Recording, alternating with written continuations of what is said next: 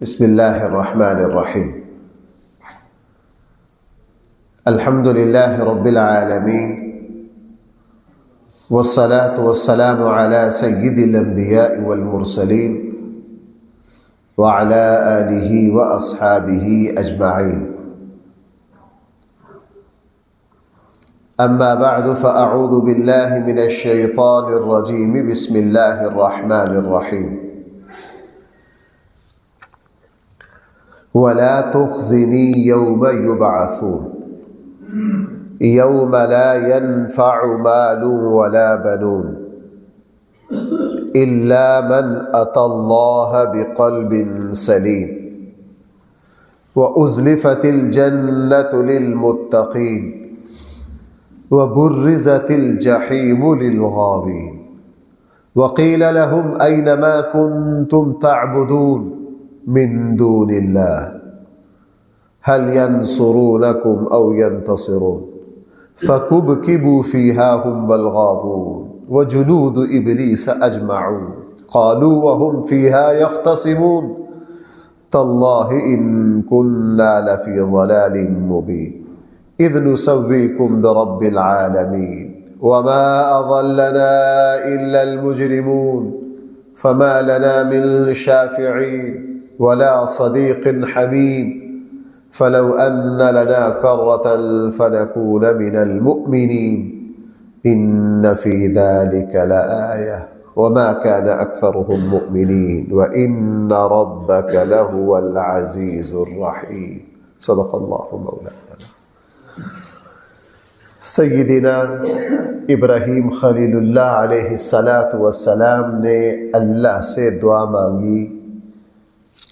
جتنی دعائیں مانگی ان کا 2-3 درسوں سے سلسلہ چل رہا ہے. آخر میں اللہ تعالیٰ سے یہ دعا بھی مانگی وَلَا تُخْزِنِي يَوْمَ يُبْعَثُونَ اے میرے اللہ مجھے قیامت والے دن کی رسوائی سے بچانا. قیامت والے دن کی رسوائی سے بچانا. کل کے درس میں نے عرض کیا تھا کہ بھائی اصل مصیبت اور پریشانی ہے ہی آخرت کی ہے. خود ہمارے آقا صلی اللہ علیہ وسلم کی دعاؤں میں یہ بات ہے. اے اللہ میں آخرت کی آزمائشوں سے پناہ مانگتا ہوں. آخرت کی آزمائش سے بڑھ کر کوئی آزمائش نہیں. دنیا کی مصیبت اور پریشانی جتنی لمبی ہو جائے موت سے آگے نہیں جا سکتی. بھائی موت سے آگے نہیں جا سکتی. چونکہ آخرت کی زندگی کی کوئی حد نہیں اس لیے وہاں کی مصیبت اور پریشانیوں کی بھی کوئی حد.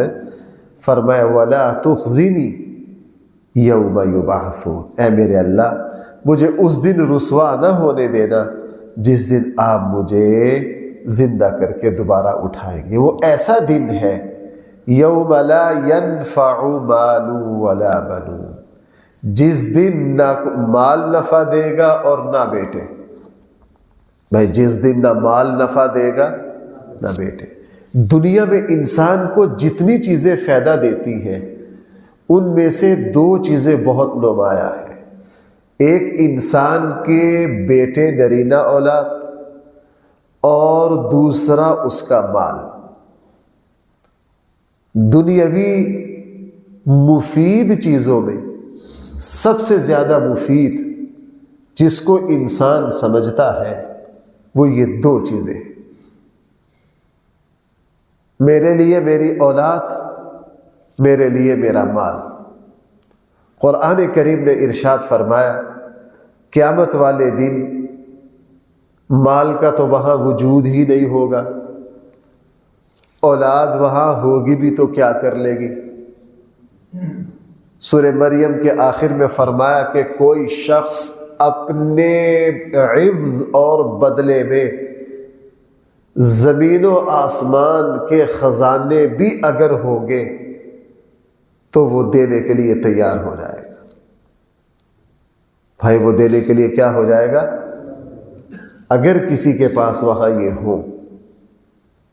اس لیے قرآن نے فرمایا یہ مال یہ اولاد یہ وہاں تمہارے کسی کام کی نہیں ہے.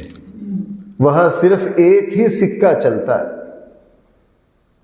آپ عالمی مارکیٹ میں جاؤ وہاں ہر ملک کا پیسہ اور کرنسی نہیں چلتی. جہاں ڈالر کی حکومت ہے وہاں بات ڈالروں میں ہی ہوتی. بھائی جہاں مارکیٹ میں آپ عالمی کسی بھی بڑی مارکیٹ میں جاؤ تو لین دین کس سے ہوتا ہے؟ ڈالر سے. وہ کہتے ہیں یہاں ایک ہی سکہ چلتا ہے، وہ کسی اور سکے کو پہچانتے ہی نہیں، قبول ہی نہیں کرتے. آخرت میں بھائی ایک ہی سکہ چلتا ہے، اس سکے کا نام ہے ایمان اور عمل صالح. بھائی اس سکے کا نام کیا ہے؟ ایمان اور عمل صالح. آخرت کی مارکیٹ میں بس ایک ہی کرنسی چلتی ہے جس کو ایمان اور نیک عمل کہا جاتا ہے. لیکن بھائی یہاں ایک میرے اور آپ کے لیے بہت بڑی بشارت بھی ہے، میرے اور آپ کے لیے بہت بڑی ایک خوشخبری بھی ہے. وہ یہ کہ یہ جو فرمایا نا کہ نہ ان کو کوئی مال نفع دے گا نہ بیٹے، حقیقت میں اس کا تعلق کافر کے ساتھ ہے. بھائی اس کا تعلق کس کے ساتھ ہے؟ ایمان والے کے لیے اس کی اولاد بھی وہاں کام آئے گی، ایمان والے کے لیے اس کا مال بھی وہاں فائدہ دے گا. اس کی تھوڑی سی تفصیل یہ ہے، میں نے اس جمعے میں بیان کیا تھا. رسول اللہ صلی اللہ علیہ وسلم نے فرمایا جو اپنی بیٹیوں کی تربیت کرے گا، جو اپنے بچوں پر ان کی تربیت اور اصلاح کے لیے خرچ کرے گا، اللہ تعالیٰ اس کو صدقے کا ثواب دیں گے. اللہ تعالیٰ اس کو کس کا ثواب دیں گے؟ صدقے کا ثواب دیں گے. حدیث مبارکہ میں آتا ہے کہ ایک مسلمان کا انتقال ہوگا، وہ قابل مغفرت نہیں ہے، لیکن اس کے بعد اس کی اولاد نے، اس کے بیٹوں نے، بیٹیوں نے اس کے لیے اللہ سے بہت بخشش مانگی ہے، بہت استغفار کیا ہے، بڑی مغفرت کی دعائیں کی ہیں، جس کے نتیجے میں اللہ تعالیٰ اس کی مغفرت کر دیں گے. اللہ تعالیٰ بھائی اس کی کیا کر دیں گے؟ اب حاصل اس آیت کا یہ ہوا، کافر کے لیے اس کا مال اور اس کی اولاد آخرت میں کسی کام کی، ایمان والے کے لیے اس کی نیک اولاد اور حلال طریقے سے کمایا ہوا مال اور اللہ کے حکم کے مطابق خرچ کیا ہوا مال اس کو وہاں 100% فائدہ پہنچائے گا. بھائی اس کو 100% وہاں کیا پہنچائے گا؟ فائدہ پہنچائے گا. اس لیے فرمایا یوم لا ینفع، وہ ایسا دن ہے جس دن نہ کوئی مال فائدہ دے گا اور نہ کوئی بیٹے. الا من اتی اللہ بقلب سلیم، ہاں وہاں وہی خیر میں ہوگا جو سلامتی والا دل لے کر آئے گا. بھائی کیسا دل لے کر آئے گا؟ قلب سلیم، سلامتی والا دل. سلامتی والا دل کسے کہتے ہیں؟ سلامتی والا دل اس دل کو کہتے ہیں جس میں ایمان ہو، جو اللہ کی توحید پر قائم ہو، جس دل میں خوبیاں ہو، محبت ہو، اخلاص ہو، عاجزی ہو. بھائی ذرا ایک بات کی طرف بہت زیادہ توجہ دینا، ذرا میں کیا کہنا چاہ رہا ہوں. ہم عموماً دل کی بیماریوں کی طرف متوجہ نہیں ہوتے. عموماً ہم دل کی بیماریوں کو بیماری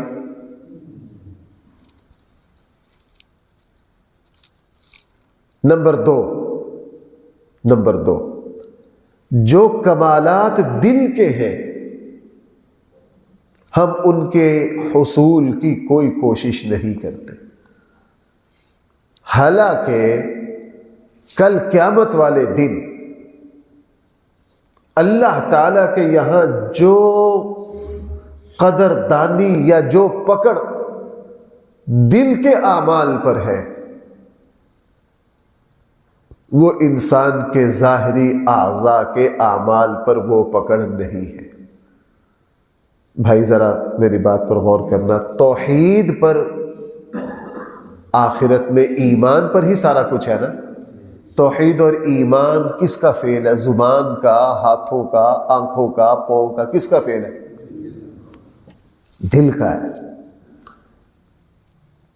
شرک کی وہاں کوئی نجات نہیں ہے۔ بھائی شرک کہاں ہوتا ہے؟ دل کے نظریے کا نام ہے۔ عاجزی انکساری اللہ تعالیٰ کے یہاں بہت قیمتی چیز ہے۔ عاجزی کا تعلق کس سے؟ دل سے ہے۔ حضرت عمر رضی اللہ عنہ نے ایک شخص کو دیکھا ظاہراً بڑی گردن جھکا کے جا رہا۔ حضرت عمر نے اس کو پکڑ لیا، کہا یہ کیا کر رہے؟ اس نے کہا عاجزی اختیار کر رہا۔ حضرت عمر نے فرمایا عاجزی کا تعلق ظاہر سے نہیں ہے، دل سے۔ عاجزی کا تعلق کس سے ہے؟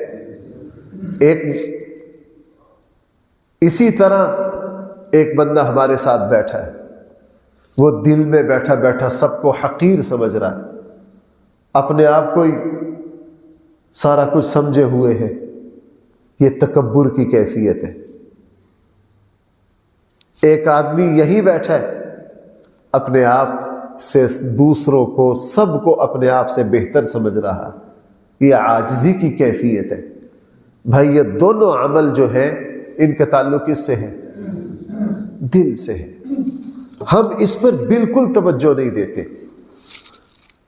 رسول اللہ صلی اللہ علیہ وسلم نے فرمایا ان اللہ لا ينظر الى صورکم واموالکم، اللہ تمہاری شکلوں کو، تمہارے مالوں کو نہیں دیکھتے، ولکن ينظر الى قلوبکم واعمالکم، اللہ کدھر دیکھتے؟ تمہارے دلوں کو۔ رسول اللہ صلی اللہ علیہ وسلم نے فرمایا الا ان فی الجسد مضغہ، لوگوں گوشت کا ایک لوتھڑا ہے، اذا صلحت، اگر وہ تربیت پا جائے سارا کا سارا جسم تربیت پا جاتا ہے۔ اگر وہ لوتھڑا بگڑ جائے وَإِذَا فَسَدَتْ فَسَدَتِ الْجَسَدُ كُلُّهُ، تو سارا جسم جو ہے وہ برباد ہو جاتا ہے۔ الا، لوگوں اچھی طرح سن لو، وہی القلب، وہ کیا ہے؟ دل ہے۔ اسلام میں تقوی کا جو مقام ہے، تقوی تمام عملوں میں ایک روح کی طرح، یوں کہہ لیجئے کہ تقوی ایسا لفظ ہے جس میں اسلام سمویا ہوا ہے۔ بھائی جس میں کیا سمویا ہوا ہے؟ اگر تقوی نکال دیا جائے تو ہمارے دین میں کچھ نہ بچے۔ رسول اللہ صلی اللہ علیہ وسلم نے ایک صاحب سے فرمایا تھا، دل پر اشارہ کر کے ہاں ہونا، کہ تقوی یہاں ہے۔ تقوی کدھر ہے؟ یہاں ہے۔ تقوی یہاں ہے۔ اسلام میں کوئی عمل بھی بھائی بغیر نیت کے قبول ہو جاتا ہے؟ بغیر نیت کی، ایک شخص کی کوئی نیت نہیں، اس نے آ کے ہاتھ باندھ کے یہ سارا کچھ کیا ہے، نیت کچھ نہیں کی، اس کی فجر کی نماز ہو گئی؟ اچھا ایک آدمی نے نیت کی، غلط کی، پھر بھی ہو گئی۔ ایک آدمی نے جان بوجھ کے ظہر کی نیت کر کے ہمارے پیچھے فجر پڑھ لی ہے، تو بھائی اس کی فجر کی نماز ہو گئی؟ نیت نہ ہو پھر بھی نہیں ہوئی، غلط ہو، انما الاعمال، تو نیت بھائی کس چیز کا فعل ہے؟ دل کا فعل ہے۔ ہمارے یہاں اس کی کوئی اہمیت نہیں۔ اس لیے علماء نے لکھا ہے اخلاق کا مرکز کیا ہے؟ تمام اہل علم کی رائے ہے کہ اخلاق کا جو منبع ہے، سر چشمہ ہے، جہاں سے اخلاق پھوٹتے ہیں، بھائی وہ دل ہے۔ بھائی وہ کیا ہے؟ دل ہے۔ اس لیے ہم سے پہلے جو اللہ کے نیک لوگ گزرے ہیں، وہ اپنے دل پر بہت توجہ رکھتے تھے۔ علماء نے پوری فہرست دے دی، یہ سارے دل کے گناہ ہیں۔ بھائی تکبر کہاں ہے؟ دل میں۔ حسد کہاں ہے؟ بغض کہاں ہے؟ دل میں۔ شرک کہاں ہے؟ دل میں۔ پتہ نہیں کیا کچھ ہے۔ اس لیے اعمال دل ہماری نگاہ میں رہے۔ اور بھائی میں آپ کو سچی بات عرض کروں، اگر دل کا رخ ٹھیک ہے، ظاہری عمل میں اگر کہیں کوتاہی بھی آ جائے تو اللہ تعالیٰ اس کو کیا کر دیتے ہیں؟ معاف کر دیتے ہیں۔ اس لیے قرآن کریم نے یہاں عجیب بات کہی، اِلَّا مَنْ أَتَى اللَّهَ بِقَلْبٍ سَلِيمٍ۔ آخرت کی رسوائی اور ذلت سے بھائی وہی بچے گا جو کیا لے کر آئے گا؟ سلامتی والا دل لے کر آئے گا، سلامتی والا۔ اسی لیے قرآن کریم کو جب اتارنے کی باری آئی نا، اسی صورت میں آ رہا ہے۔ اچھا ہو گیا، اب آپ ذرا اس کا آخری رکوع کھولیے۔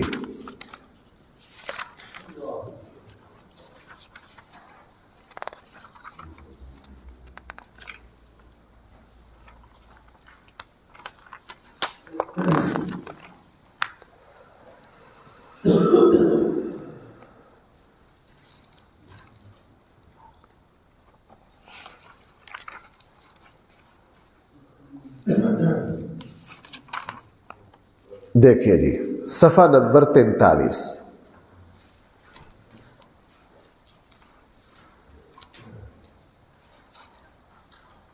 صفحہ نمبر 43، 40 اور 3۔ اس کی دوسری لائن سے رکوع شروع ہو رہا ہے۔ بس ذرا دیکھیے اللہ کیا فرما رہے ہیں، وَإِنَّهُ لَتَنزِيلُ رَبِّ الْعَالَمِينَ۔ یہ قرآن کریم رب العالمین کی طرف سے نازل کیا ہے۔ ابراہیم علیہ السلام نے بھائی اتنا لمبا چوڑا کس کا تعارف کروایا؟ رب العالمین کا کروایا نا۔ اچھا، لایا کون ہے؟ نزل بہ الروح الامین، اس قرآن کو حضرت جبرائیل۔ اچھا، یہ اترا کہاں ہے؟ آگے پڑھیے، اعلیٰ میں کہاں اترا؟ دل پر اترا ہے۔ اس کو سمجھیے بھائی، ذرا اس کو سمجھیے، متوجہ ہو میری طرف، اللہ مجھے ہمت دے میں یہ بات عرض کر سکوں۔ پہلے نبیوں پر جو کتابیں آئیں نا، پہلے نبیوں پر جو کتابیں آئیں، حضرت موسیٰ کو تختیوں میں ملی، حضرت داؤد کو ملی، حضرت عیسیٰ کو ملی، وہ ساری کتابیں خارج سے اندر گئیں۔ کہاں سے؟ موسیٰ علیہ السلام کو یوں تختیاں ملی، تختی پر سب سے پہلے کون سی چیز پڑتی ہے؟ آنکھ۔ بھائی سب سے پہلے کس نے حضرت موسیٰ نے کس کو دیکھا؟ تختی کو دیکھا نا۔ تختی سے دماغ نے سمجھا، سمجھ کر کدھر منتقل کیا؟ دل پر۔ تمام نبیوں کو صحف ابراہیم و موسیٰ صحائف اترے، انہوں نے یوں پڑھا، مطالعہ کیا، سمجھا، دماغ نے پھر کس کے حوالے کیا؟ دل کے حوالے کیا۔ یہ پہلی آسمانی کتابوں کی ترتیب ہے۔ رسول اللہ صلی اللہ علیہ وسلم کی جب باری آئی، اللہ نے اس ترتیب کو، پہلی کتابیں خارج سے داخل میں آئی ہیں، اور قرآن کریم داخل سے۔ قرآن کریم اس طرح نہیں اللہ کے نبی نے یوں آنکھوں سے دیکھا، اس کو پڑھا، پڑھ کے دماغ میں گیا، دماغ سے پھر کدھر منتقل ہوا؟ ایسا نہیں ہوا۔ علی قلبک، قرآن کریم اترا ہی کدھر؟ دل پر اترا۔ دل سے پھر کدھر آیا؟ اپنی ترتیب کے مطابق حضور کی زبان مبارک سے نکلا، قرآن نے ترتیب بدل دی اللہ تعالیٰ نے۔ اور بھائی ذرا اگلی بات سمجھنا، جو چیز خارج سے داخل میں جاتی ہے اس میں تبدیلی اور تحریف آسان کام ہے۔ اس لیے پہلی آسمانی کتابوں میں بھائی کیا ہو گئی؟ جو چیز دل سے باہر آئے اس میں تحریف نہیں ہوا کرتی۔ اس لیے قرآن کریم میں کوئی مائی کلال تحریف نہیں کر سکتا۔ اسی لیے یہ کلام اللہ ہے۔ پہلی آسمانی کتابیں جو ہے وہ کتاب اللہ ہے، کلام اللہ نہیں ہے۔ کلام اللہ صرف اور صرف کون ہے؟ قرآن کریم۔ اعلیٰ قلبک، ہم نے اس کو کہاں اتارا؟ آپ کے دل پر اتارا، اور آپ کے دل سے پھر ہم نے اس ترتیب کے مطابق انسانوں تک پہنچایا۔ اسی لیے اس صورت میں چونکہ دو باتیں بہت اہم آئی تھی، قلب سلیم، اسی مناسبت سے قرآن نے یہاں فرمایا لَتَنزِيلُ رَبِّ الْعَالَمِينَ نَزَلَ بِهِ الرُّوحُ الْأَمِينُ عَلَىٰ قَلْبِكَ لِتَكُونَ، ہم نے کس پر اتارا؟ آپ کے دل پر اتارا۔ اسی لیے مہر نبوت کی جب باری آئی تو بھائی مہر نبوت بظاہر عقل کہتی ہے یار مہر نبوت سامنے ہوتی، کہیں بازو پر ہوتی یا کہیں چہرہ انور پر ہوتی تاکہ لوگوں کو دیکھنے کے لیے آسانی ہو۔ رسول اللہ صلی اللہ علیہ وسلم کی مہر نبوت بھائی کدھر تھی؟ ہاں، چونکہ دل آگے نہیں ہوتا بھائی، دل کدھر ہے؟ یہ پیچھے رہا ہے، دل پیچھے ہے، آگے تو پسلیاں ہیں اوپر، او پیچھے جا کے دل ہے، تو پچھلی طرف بالکل دل کے اوپر یہ جو شانے کی ہڈی ہے اس کے بالکل آگے یہاں سے دو طرح مہر نبوت اللہ تعالیٰ نے بنائی۔ سب سے پہلے تو رسول اللہ صلی اللہ علیہ وسلم کے جسم اطہر سے جو ماس تھا وہ ابھرا ہوا تھا، جیسے کوئی لفظ لکھ دیا جاتا ہے نا، ماس ابھرا ہوا تھا، اور پھر اس ماس کے اوپر ہلکے ہلکے بال تھے۔ اللہ کے نبی کے جسم اطہر پر باقی جسم پر بال نہیں تھے، صرف یہاں ایک لکیر تھی ہلکی سی۔ اللہ کے جسم پر، اللہ کے نبی کے جسم پر زائد بال زیر ناف اور بغلوں کے بال، چونکہ یہ جسم کی گندگیاں کھینچنے کے لیے ہوتی ہے، اور رسول اقدس صلی اللہ علیہ وسلم کا جسم اطہر تو جنتی تھا، پاکیزہ تھا، اسی لیے آپ کے پسینے سے بھائی کیا آتی تھی؟ خوشبو آتی تھی۔ تو مہر نبوت کو کہاں رکھا گیا؟ دل کے مد مقابل، اور یہ کہہ دیا گیا ہم اس کتاب کو کہاں اتار رہے ہیں؟ علی قلب۔ اس لیے رسول اللہ صلی اللہ علیہ وسلم کو لکھنا پڑھنا نہیں آتا تھا۔ انسانوں کے پاس علم کی جو ترتیب تھی وہ لکھنا پڑھنا ہے، رسول اللہ صلی اللہ علیہ وسلم کو لکھنا پڑھنا نہیں آتا تھا۔ اس کے باوجود کائنات کے سب سے بڑے عالم، سب سے بڑے استاد، سب سے بڑے امام، سب سے بڑے معلم بھائی کون ہے؟ کیوں؟ حضور ہماری طرح لکھنا پڑھنا نہیں جانتے تھے، وہ غیبی نظام میں تو اس ہستی سے بڑا عالم اللہ نے کوئی پیدا ہی سب کو سارے بچے الف با تا سا سے سیکھتے، نظروں سے دماغ، کانوں سے دماغ، زبان سے دماغ، دماغ سے پھر کدھر؟ دل، پھر جا کے کہیں عمل کا اظہار ہوتا ہے۔ اللہ تعالیٰ نے رسول اللہ صلی اللہ علیہ وسلم کے علم کی ترتیب کو تبدیل کر دیا، آپ کے دل سے علم کا چشمہ پھوٹا۔ اسی لیے ہماری طرح الف با تا سے علم سیکھنے والے قیامت تک رسول اللہ صلی اللہ علیہ وسلم کی زبان مبارک سے نکلنے والے علم کو لکھتے رہیں گے، بیان کرتے رہیں گے، ساری زندگی لگے رہیں گے۔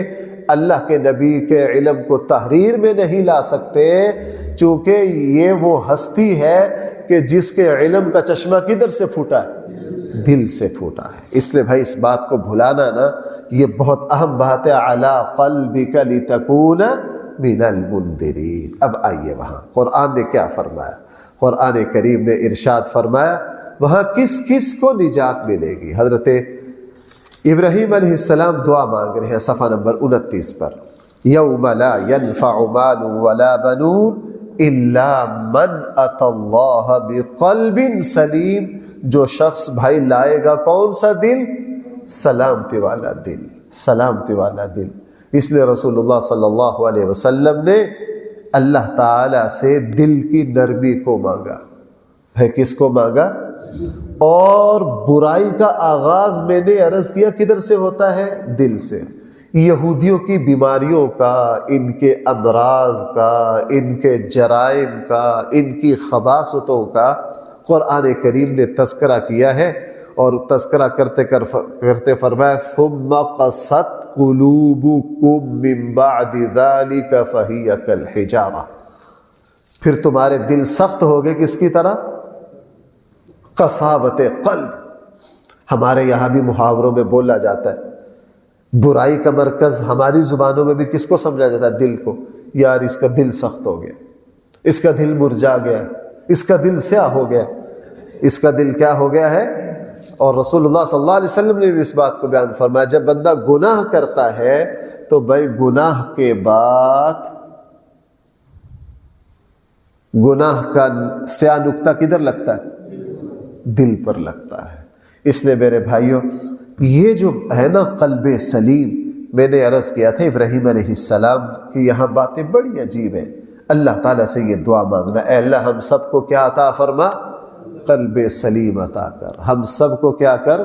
قلب سلیم. الا من اتی اللہ بقلب سلیم. ہاں وہی نجات پائے گا جو وہاں سلامتی والا دل لے کر آئے گا. اللہ تعالیٰ مجھے اور آپ کو صحیح سمجھ عطا فرمائے.